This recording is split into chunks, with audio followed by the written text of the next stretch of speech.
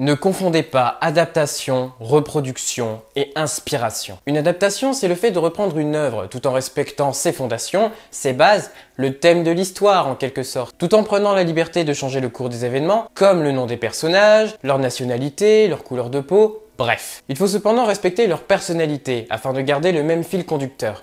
Une reproduction, c'est très simple, c'est la reproduction même de l'œuvre, c'est-à-dire que l'on respecte tout sur tout. Je vous conseille d'ailleurs ce live-action japonais assez fidèle en manga, malgré un Ryuk dégueulasse. Mais il y a aussi l'inspiration, c'est-à-dire reprendre l'idée de l'œuvre. Dans ce cas précis, une personne découvrant un cahier ayant la faculté de tuer n'importe qui en écrivant son nom. Que va-t-il en faire? Point. Pour le reste, que ce soit l'histoire, les personnages, leur personnalité, on s'en fout. C'est juste un film indépendant reprenant quelques notions du manga. Si vous voulez, cela concerne différentes échelles de liberté qui sont toutes possibles.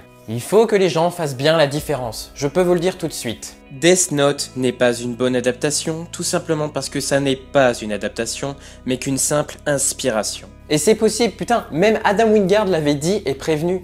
The whitewashing thing was just never something that was brought up before, you know, and I think that because of something like Ghost in the Shell, you know, now anything that's an Asian property is kind of considered whitewashing if you take it out of there. But you know, that whenever we were making this film, that wasn't the case, you know, and there was certainly no conspiracy to write out any, you know, Asian characters or anything like that. You know, it's just it's a new story. It's, you know, that takes place in a new place. You know.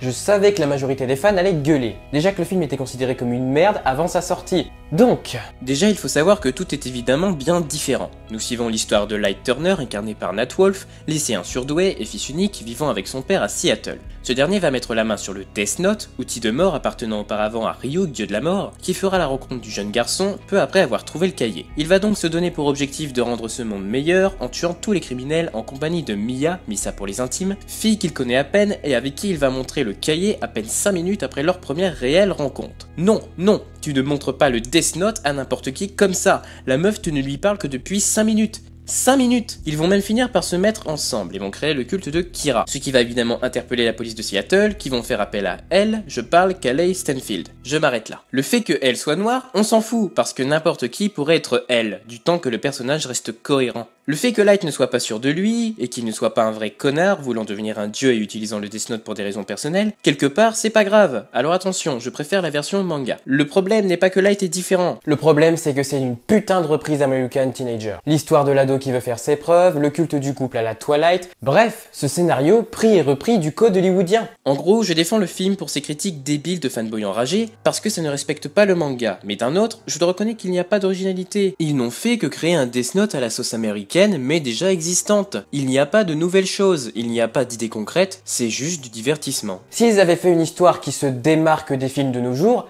ça aurait été cool, même si c'était extrêmement différent au manga. Mais quand tu ne fais que reprendre des scripts tout faits, ça ressemble à du Death Note, ça fait penser à du Death Note, mais c'en est pas. Franchement, c'est le défaut principal. Je pourrais également râler du fait que lorsque l'on écrit Watari dans le cahier, ça fonctionne, ou du fait que le nom de Ryuk est écrit dedans à un moment, alors que ce dernier précise peu après qu'on n'a pas pu écrire plus de 2 lettres de son prénom. Ou encore, l'enquête. L'enquête de elle n'est pas crédible une seconde. Au début du film, il va nous sortir des conclusions comme ça, sans explication. Et là, ça n'est pas qu'une question que ce soit dans le manga, mais une question de logique. Quand vous regardez des films d'enquête, il y a toujours une justification des propos de l'inspecteur. Là, non, tout le monde écoute elle et la ferme. Il n'y a pas d'explication, il le sait, c'est tout. Pour ceux qui connaîtront le manga, comprendront un peu mieux, mais pour les autres, le film n'explique rien. Je ne reviendrai pas sur le comportement de elle à certains moments, qui reste tout de même cohérent. Le mec peut très bien avoir un attachement envers Watari et péter un câble en voulant shooter Light en voiture car il a dépassé la ligne rouge, ce qui le rend justement plus humain. Et c'est ce qui fait réfléchir. Il ne vaudrait pas mieux que Light s'il passait à l'acte. La scène de fin où il a une page du Death Note nous en montre beaucoup. Pouvons-nous nous permettre de tuer pour une bonne cause? Voici la morale de l'histoire, qui reste très bien amené. Ah, et reparlons de Ryuk. C'est quoi votre problème avec lui? On ne le voit pas beaucoup, certes. Il reste dans l'ombre, certes. Et alors? Ouais, mais il n'a rien apporté dans l'intrigue. Qui a fait tomber le Death Note? Parce que sans ça, il n'y a pas d'histoire. Ryuk a été l'élément déclencheur de toutes les péripéties de nos personnages. Il est là au début, il sera là à la fin, car le véritable gagnant, c'est ni Kira, ni elle, mais Ryuk. car à la base, il ne voulait que s'amuser. Ça, c'est un pouvoir divin. Et je trouve que Willem Dafoe l'incarne super bien, surtout lorsqu'il se met à prendre un grand fou rire. Ryuk est parfait dans ce film, et il n'y a rien à dire dessus. Il y a quelques jours, le réalisateur a annoncé vouloir faire une trilogie, ce qui est une très bonne idée. Car même si le film reste globalement revu et trop rapide, rien ne nous dit que Kira ou elle serait destinée à changer et à devenir les personnages qu'on adore. Je verrais bien Light devenir le véritable Kira au fil des films, et elle devenir le véritable elle. Je reprends les dires de Wingard. Ce premier opus raconte les débuts de Light, alors qu'il découvre ce qu'il peut faire avec le Death Note. S'il y a une suite, ce sera un personnage beaucoup plus sombre et torturé. C'est une raison valable pour faire une suite, et donc oui, je garde espoir. On pourrait imaginer l'implication des yeux des dieux de la mort, l'implication de Rem, et plein d'autres choses. Il y a tellement de choses à dire, et tout pourrait enfin prendre son sens. Alors oui, le film en lui-même est bof, mais ça reste malgré tout divertissant.